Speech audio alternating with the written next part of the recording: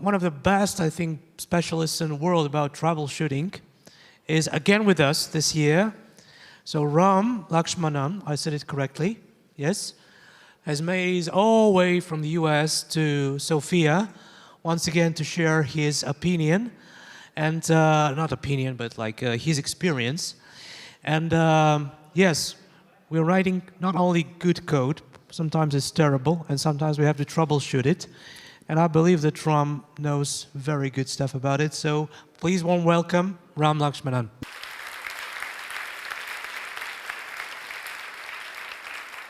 Before I start, let me share with you something I read recently. It seems in your hand, there are a lot of acupuncture pressure points.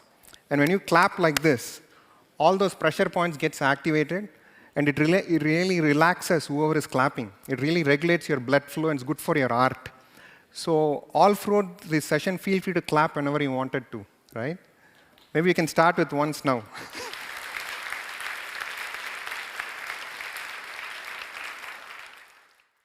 So, friends, it is, let me say what I'm going to be talking. So here I'm going to be talking about 3 real-world problems that happened in a major Fortune 500 enterprises. So we are going to be discussing what artifacts they captured, how they went about troubleshooting it, and we're going to be looking at the real artifacts that was analyzed, and then how they got to the root cause of the problem. So that's what I'm going to be talking. In case if this sounds boring, the outside sun is very nice. They have beer, so feel free to leave the room right now, right? Okay, so let's get started.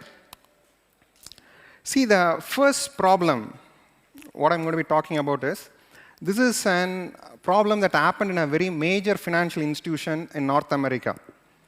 So this financial institution serves its products and services is used by 1 in 3 households in North America. And this problem happened in their middleware platform. So you can see if a middleware has any issues, none of the channels will work, right? The online banking will not work, the mobile banking will not work, the stores, ATMs will not work. So the availability has to be 99.999, right? So this middleware platform started to suffer from unresponsiveness. What will happen is, it will run fine. After some time, it will become unresponsive. It will not crash, or it will not respond to any request that is coming in. And then once they recycle, it starts to go through fine, right? So this was the problem it was happening. So, friends, whenever we confront these kind of problems, right, the best way to equip ourselves to troubleshoot these kind of problems are, see, we have APM tools. So the APM tools will tell, yes, the application has got unresponsive, the response time is degrading. But to get deeper and to see what is actually going on, we need to equip yourself with 360-degree data. So the analogy I would give is that APM tools are like kind of general physicians, the general doctors, you go to clinic. But this one is kind of a surgeon, right? You have to go a little bit deeper to do the surgery. So whenever these kind of problems happens, here is an open source script that is given here. If at all you guys want to take a photograph, you may want to take a photograph here. This is a good one. So this script, when you can trigger it like this. You can say, it's called as a YC script. It's a GitHub, available in GitHub. When you trigger this script, YC minus P, process ID, the Java process which is slowing down, this is going to capture a 360-degree artifact from the application stack. Right? So the best way, whenever there is or any production problem happens, we need to equip yourself with enough data. And this is the data which gives you that, the script captures you the 360-degree data. So what helped them to save the day for this enterprise is a thread dump. How many of you here analyze thread dumps? So we'll look at how a thread dump is going to look like. See, friends, whenever any performance problem happens in your application, 99.9% of the case, it will be reflected in the threads. The threads are kind of a blood system of the body of the application. So in case if garbage collection is repeatedly running, the threads wouldn't move forward. It will be stuck. Say if the backend is slowing down, then a set of threads will be getting stuck. So if CPU is spiking up, the threads will, we can see what are the threads that are going on a loop. So if we can try to understand how to read a thread dump, we can solve several of the performance problems that we are facing in our enterprise. Okay?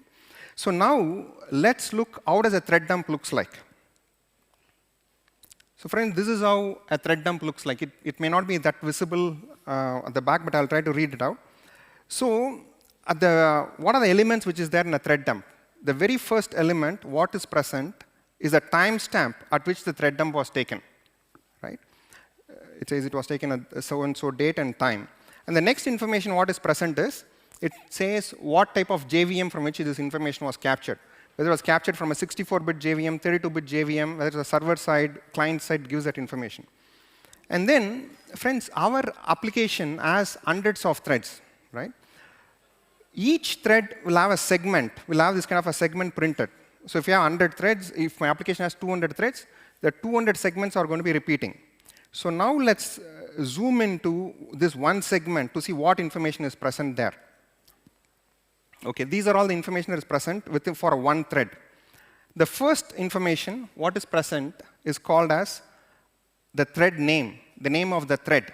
That is, we as a developer, we give names to a thread, right? In the Java lang thread, we can say set name. Whatever the name we give, that is the name which shows up here. And then the priority. A thread can have a priority from 1 to 10, 10 being the highest and 1 being the lowest. So when there's any CPU contention, the JVM tries to give more priority to thread with high priority to run. Okay? And then next is the thread ID. So this is the ID given by the JVM to our thread. Right? And then what is the next element? Next element is called as NID, which stands for native ID, which is the ID given to the thread by the operating system. Because thread is basically, at the end of the day, is an operating system resource. To operating system to keep track of things, it gives its own ID. See, the analogy I typically tend to give is the name. Say, what is my name is Ram Lakshmanan. This is given to me by my father. Right? So here, I have my driver's license, which is given by my state government. Right? And here is my passport card, which is given by my central government, federal government, right? But everything finally points to me. Similarly, a thread has 3 IDs: name, one given by the JVM, and one given by the operating system. Okay? And then next is the name of the state of the thread. That is, in what state the thread is, whether it is running, blocked, waiting, it tells us that. And the most important one is the stack trace. There is a code execution path. What path the thread is executing. So this tells what is the very first method the thread executed. And then from there it went on to progress, execute. It started executing these methods. And finally, at the time of taking a thread dump, this is what this is the method it was executing. This is the method, this is the class, this is a line of code it's working. So friends, that is all the information which is there in the thread dump. But with this thread dump, we can do wonders. We can find several performance problems. Let's look into this one. So friends, the thread dump, you can open up in a text editor, and then you can look into it also. But also, there are also some of these tools are also available, which you can use. You can upload your thread dumps to these tools, and then you can see what's going on to report, right? It can find and tell you what's going on. Now, let's open up this financial institution's thread dump, which was captured at the time of when the problem was happening, when it was unresponsive. And then let's look into that. So here is a tool. To this tool, you can upload the thread dump. Once you upload, the tool is going to analyze, and then it's going to give you the result. See, here is the results, what it has produced. So let's look into that. Friends, look at this. This application, this financial institution middleware, is having like 1,859 threads. Typically, on a normal time period, it has only like 200 or 300 threads. Now it is having like a 5x or 6x more threads. This itself is a warning sign. Okay? So there's multiple sections here. But one section here, it's called as last executed methods. So friends, whenever there is a bottleneck in application, right? Whenever there is a bottleneck in the application, let's say here is a bottleneck in a particular method or a particular part of the code, then what will happen is multiple threads will start to navigate, and then they will go and they will get stuck on that particular method. So, whenever there's a bottleneck, let me repeat, multiple threads will start to navigate, and they get stuck on the bottleneck. They wouldn't be able to move forward. So when you take a thread dump, you want to be looking at what is the last executed method of the threads. If multiple threads starts to exhibit the same method as its last executed method, then that is the area of concern. That is something you want to be looking at it, right? You don't have to use these tools. You can just look at still in the text editor. You can look into it. But this tool, what does it do is it tries to group the threads which is executing where multiple threads execute the last method. It groups and shows. So here it shows like 1,700 plus threads, which is almost more than 92% of the threads of this application is executing this particular method. That is 92% of the threads are executing this method.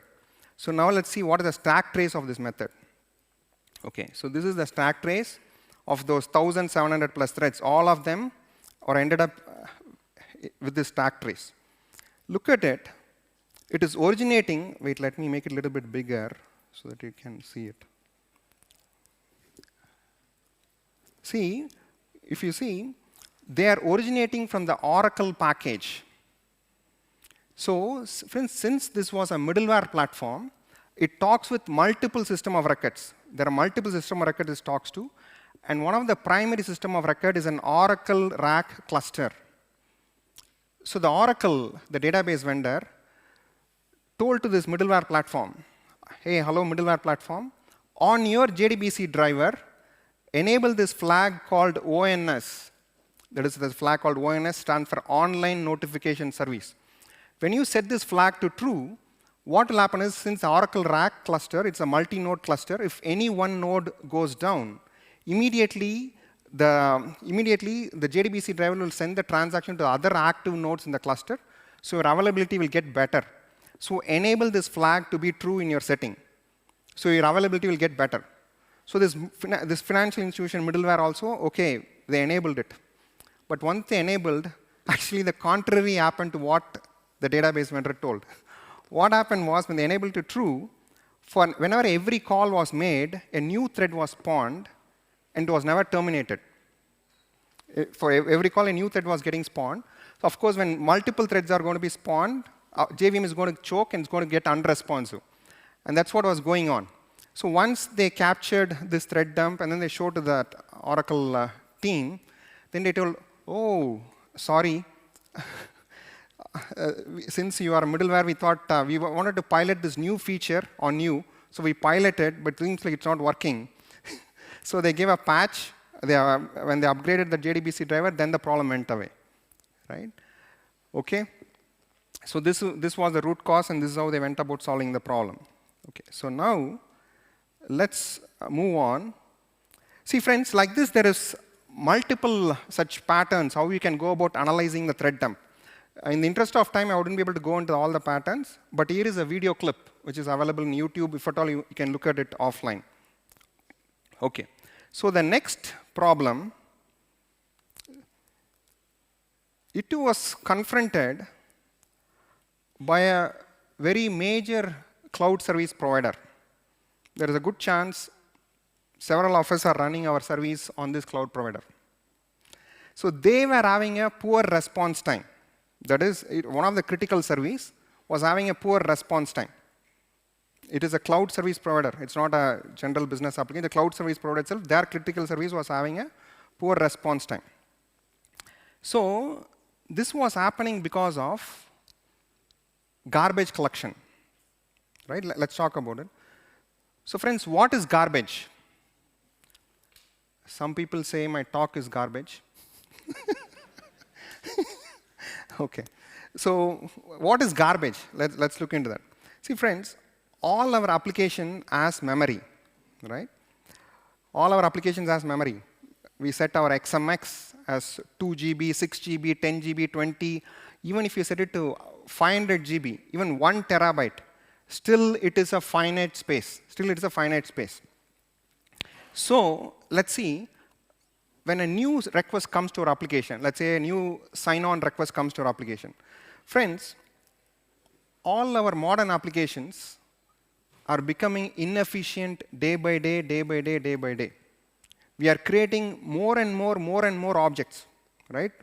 We are creating thousands of objects even to service a simple vanilla sign-on request, right? So when a new vanilla request comes, see, think about, just let me highlight some of the important objects. Let's say new vanilla sign-on request comes. I'm running on a Tomcat server, right? It has its own set of objects. It's creating a servlet request object, servlet response object, filter object, session object. Then probably if I'm using Spring Boot, it loads its own set of context dependency objects. I'm creating a workflow manager object, data access object, connection object. I'm making a backend call that's giving me a result set. I'm creating lots of objects. Okay, so now I created all these objects. Now with these objects, I've authenticated the customer. Yes, the customer is authenticated. Now the request goes. What will happen to these objects that has been created? These objects doesn't have any more reference in the memory. So this is now garbage. This garbage has to be removed from memory so that the room is created to service new incoming requests, right? So how is this garbage reclaimed? How is this garbage collected? Let's look at the evolution. Friends, 3 decades back, exactly 3 decades back before Java was invented, the predominant programming language of those days was C, C++, or even predecessor languages. They didn't have this automatic garbage collection. See, today as a Java developer, we create objects. I say new customer object, new account object, new array list. That's what I create. I don't remove those objects from memory. I don't deallocate them, right? But if you are a C, C++ developer or any language before that, you need to be removing those objects from memory. Friends, think about it. Think even in a Java code. Our business application is very complex. There is multiple use cases. There is multiple workflows. There is multiple methods. Even if I forget to deallocate an object, a customer, or any object in one particular scenario, those objects will start to build in memory. Friends, if there are developers who are working on the predecessor languages, you know how memory leak was very pervasive back in those days. Memory leak was very pervasive. So I was speaking with one of the engineers. He was saying, if you write a program, C, C++ back in those days, it's a very high chance that there is a memory leak going to happen, unless it is very carefully done. So Java came in 1995. Java told developers, you don't worry about doing this deallocation. I will take care of doing it at runtime. And really, this automatic garbage collection took off. Even before that, in 1950s itself, this automatic garbage collection was there in a language called Lisp.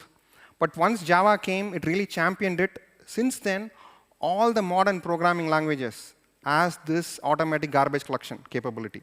Like Go, Python, .NET, all of them do have. So what I'm talking now is not specific to Java, to all modern languages. So, friends, this automatic garbage collection sounds good, right? Because it makes me focus on the code. I don't need to worry about all those deallocation, right? I can focus on the business logic. But friends, this automatic garbage collection has a couple of side effects.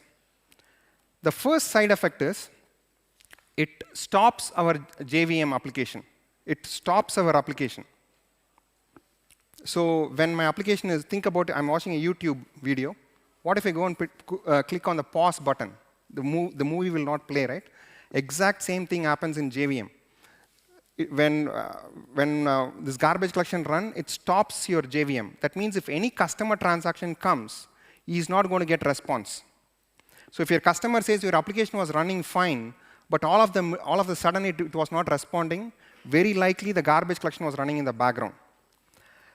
And friends, the second side effect is it has a very high CPU consumption. It has very high CPU consumption. Say if your application is consuming 60% CPU, probably 40% CPU consumption is going to garbage collection. Because think about it. Your application is creating millions of objects concurrently. So your garbage collector has to run in the background to keep scanning all those millions of objects to see what is that object. And it has to walk through that object tree. Oh, this object is referenced by another object. That object is referenced by another object. It has to walk through the entire tree to see whether it has any active reference or inactive reference. To do that, it consumes enormous amount of CPU cycles. I have some case studies to show. Uber, a very large car ride-sharing app, they optimize their GC settings so that they can reduce their CPU consumption. And then they are able to save millions of dollars in computing cost because of that. And think about this, this pause time. Let's come back to this pause time. Friends, I want to ask you to visualize what I'm going to say. Just visualize what I'm going to say. Think about your dream car. Let it be whatever the dream car it is. Europe is known for manufacturing a lot of great cars. Think about a dream car. Now you are buying the dream car. You're taking the car out of the showroom. Now you are driving on the road. A car goes for 5 kilometers and then stops in the middle of the road for 5 seconds. And then once again it drives for another 5 kilometers and stops in the middle of the road for 5 seconds. Even though I'm keeping my leg on the accelerator pedal, how will you feel? You'll feel pretty disappointed, frustrated, unhappy, right? Friend, that's what JVM is doing today. It's not disgrace to JVM. All modern languages, platforms are doing that. It is involuntarily stopping.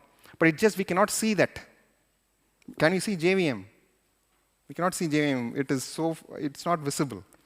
So when we run into these kind of problems, we want to get the 360-degree data. So what helped this cloud service provider to solve the problem is the garbage collection log. This is what helped them to solve the problem. Friend, this is how a garbage collection log looks. It is pretty cryptic, very tedious file. And trained eyes can still read and interpret. But there are some tools are available in the industry, which you can take this GC log and upload and then look into what's going on, right? So now let's look into the actual garbage collection log of this cloud service provider. So here is that tool.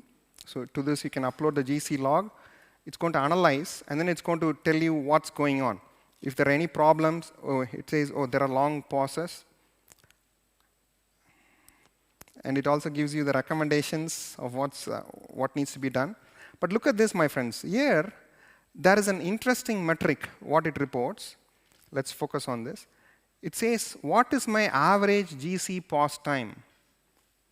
What does it say? 12 seconds.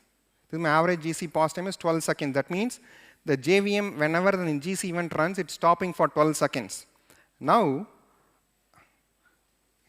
it's taking photograph. Okay. So let's look at it here. So this graph shows how much time this JVM is stopping. Let me zoom in a particular section, maybe. Okay, look at this. This garbage collection event ran at 10:58 a.m. I don't know whether it's visible that much for the people in the. Okay, let me zoom. It ran at 10:58 a.m. and it is stopping for 14 seconds. That means if any customer request comes during that time, he is not going to get the response for next 14 seconds. How does it sound? We are all running our application on top of this cloud providers.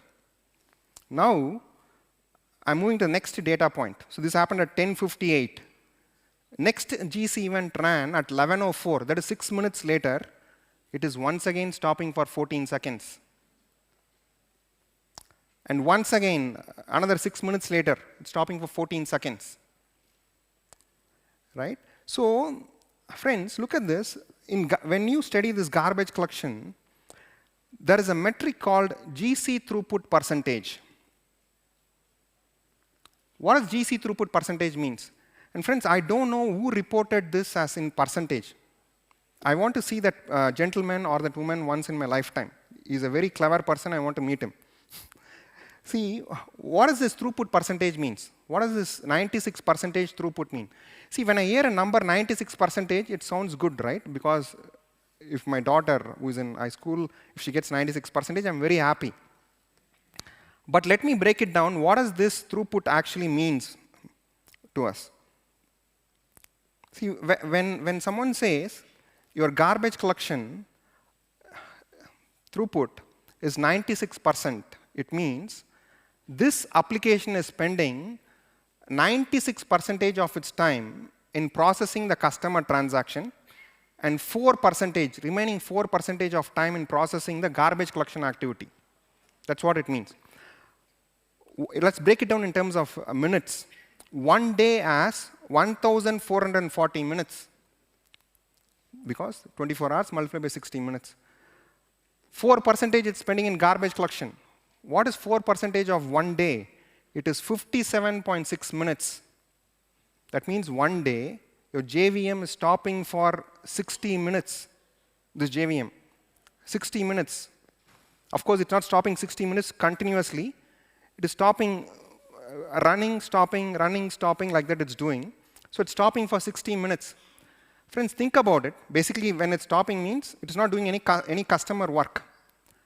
Think about, you all go to work tomorrow. You sleep there for 1 hour in the office. What will happen? Probably we'll lose our job. But the application JVMs are doing, not JVM, no, I'm not doing any disgrace, I really love JVM. All modern platforms are doing it. This is a little bit of worst case, but all our applications are sleeping. So think about the cost. 1 hour, it's not doing any productive work, but still my application, even if it's not doing any productive work, I need to pay to my cloud provider. Cloud provider is not going to stop billing for me. He's going to continue to bill for me. Wait, let's now look at. So now let's look into the data. So this is where it had a problem. So this cloud provider, look at their setting. What had happened? They were kept their XMX were set as 28 gig or 29 gig. You can see the young generation is 14 gig and old generation is 14 gig. This is what their settings are. Now, look at this. They made a minor tweak. What they did, they changed their young generation size to 1 GB and the old generation size to 28 GB. This is what the setting change they made. Once they made this change, look what happened to the throughput. 99%, 99.36%. And the average pause time is 138 milliseconds. Right? So tomorrow I'm giving a talk on this GC tuning. If at all, how you want to go about improving GC tuning. There I'll go into the details of how we can go about improving your application GC performance. How did they discover they need to change the generation size? All those things we'll discuss tomorrow. Okay? In the interest of time, I wouldn't be able to go this further. But GC tuning can give you a phenomenal improvement. Friends, two things. If I'm going to stop my application sleeping for 1 hour, that means my response time is going to get better. Right? Because any transaction comes during time, it's not going to get response. So when you optimize it, your response time is going to get a lot better. And this is a very effective way to improve your response time and also cut down your computing cost. Right? So look at this. Here are some of the case studies that I would like to share. Uber saves millions of dollars in computing cost because of GC tuning. There's a very large automobile manufacturer. They are not headquartered in Europe, but they are in Japan. So they were able to optimize the GC performance, and they were able to improve their response time significantly. These are some of the case studies, right? Okay. So let's move on to the third case study. This was a problem that was encountered by a travel service provider. So this travel service provider, they were running on-prem. So they migrated from on-prem to a cloud infrastructure. Once they migrated to this cloud infrastructure, they started to see intermittently 502 errors. Not always, intermittently, and that too not very aggressive, very infrequently. Probably in a day, they may see for a handful of transactions. They were processing several millions of transactions. Only for a handful of transactions, they used to see this intermittent 502 errors and then after the problem evaporates. Right? The problem goes away. But this was happening for weeks, months. Right? So let's dive into this case study. So friends, where they migrated is they started using an AWS service called EBS, Elastic Beanstalk. Right? So it is basically a simple container service. Let's just quickly look into that architecture, nothing fancy.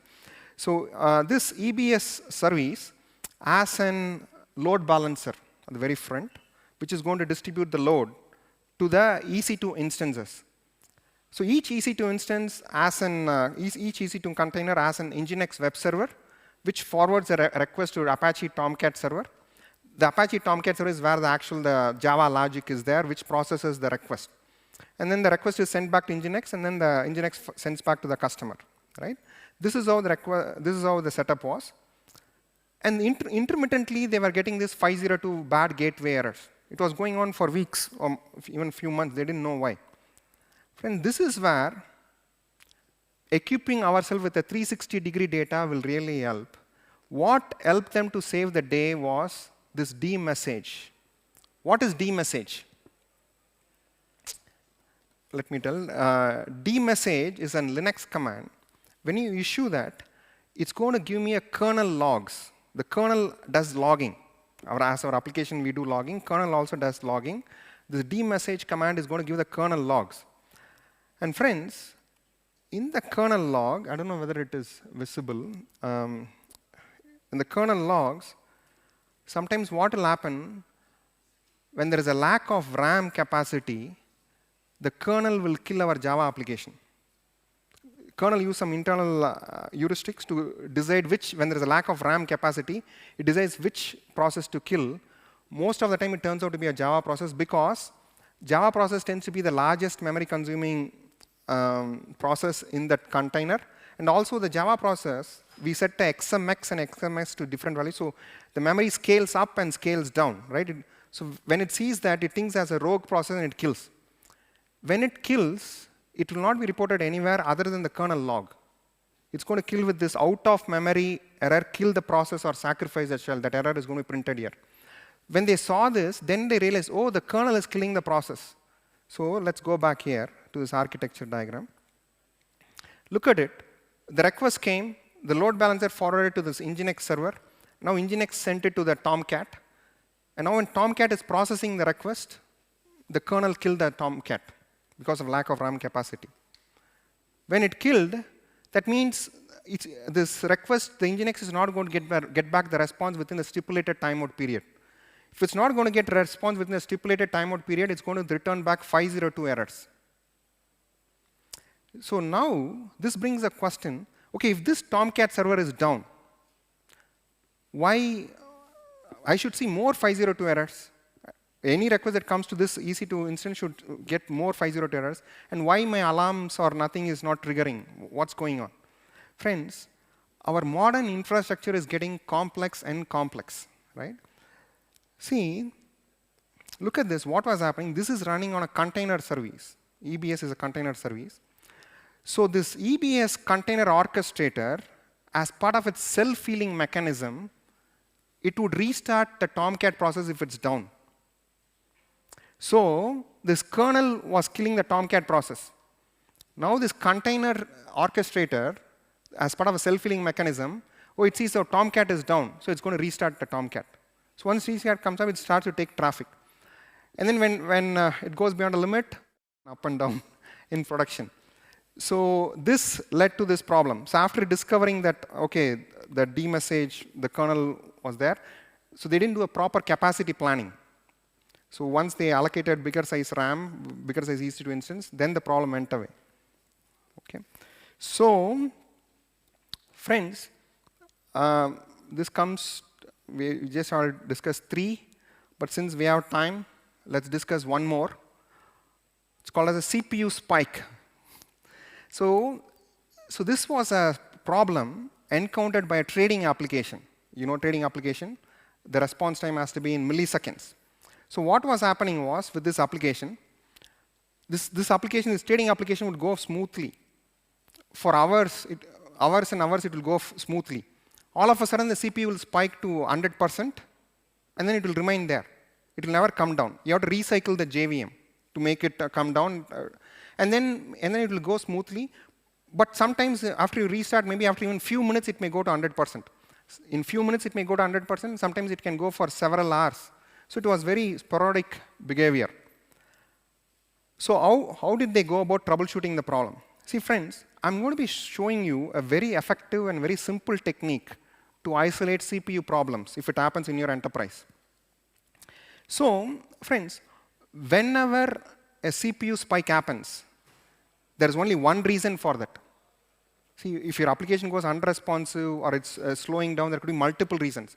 But when CPU spikes, there is only one reason for that.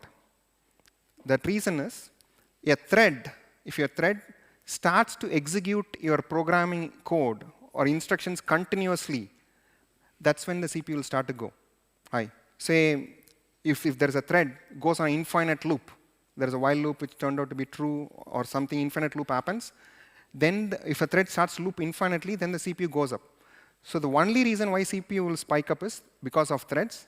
The threads is something it starts to execute your code continuously. That's when the CPU spike goes up.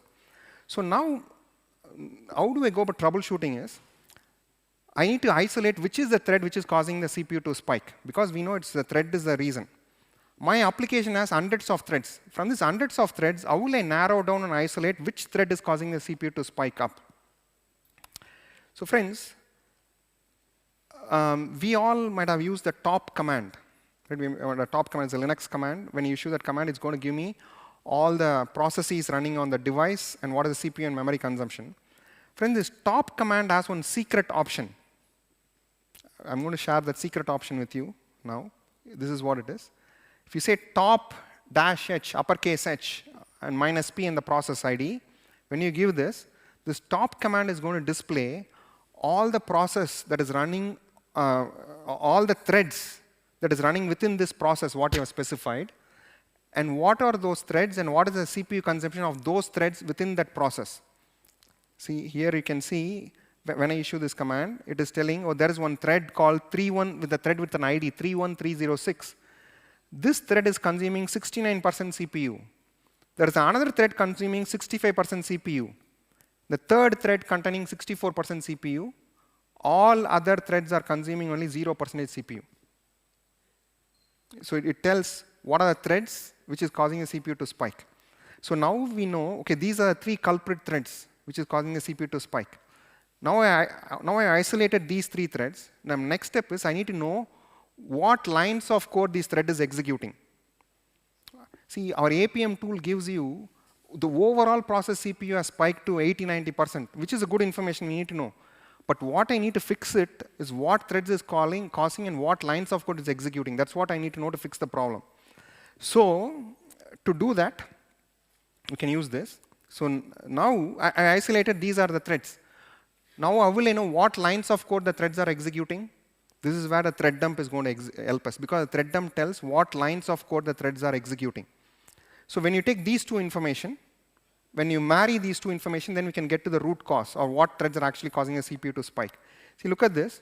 That's where when you get the 360-degree data, it really helps. The 360-degree data captures you a set of thread dumps, and simultaneously it also captures the top-h. Right? It captures these data. And once you have this data, then you can, when you upload it to this kind of analysis tool, or you can open a text editor and you can look into this. Let's look into from the tool here.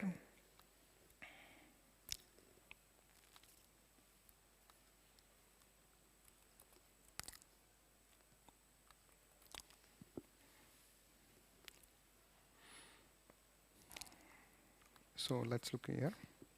So here, the tool tells, there is a section here called a CPU consumption by thread. At the thread level it shows. Here I can see, oh, there is a thread called web container 18, and this is consuming 60.9% of CPU. And this is the stack trace. It is executing. And then here it also shows there are other more threads which is consuming 26%. It shows at the thread level. It's very powerful. because I don't want to see at the macro level. At the thread level, I'm able to see what lines of code it is consuming. So now when I click here, I can see the stack trace. You can see this application was running on an IBM WebSphere server, and then it is progressing, executing. You see, my friends, it is executing this weak hashmap.put code. You can see it is executing this weak hashmap.put. Why does weak hashmap.put causes CPU to go high, 60%? And also looking at also other threads also, see this thread also is also in that put, weak hashmap put. All thread top CPU consuming threads, everyone is at the put, right? Weak hashmap put. See, friends, there is this interview question, right? What is the difference in between hash map and hash table? Or we ask. So we all say, oh, hash map is not a thread-safe implementation, right? So friends, when this is an interesting thing to know, when multiple threads starts to do a concurrently, they starts to invoke a get or a put operation on a hash map, the thread will go on an infinite loop. Let me repeat. If a hash map, if multiple threads starts to invoke the get or a put at the same time, it will start to go on an infinite loop. That's why you should never use hash map. Instead, use concurrent hash map. Today morning, there was a concurrent util talk, right? So use a concurrent hash map, which is a thread-safe implementation. Its performance is almost comparable. It's almost same with hash map. So the thread will go on an infinite loop. So when they saw this, oh, okay, this is the problem, then they replaced this hash map with a concurrent hash map. Then the problem went away. Right? Making sense? Okay. So friends, now I'm going to tell you all a good news. My talk has come to an end. So thank you. Okay.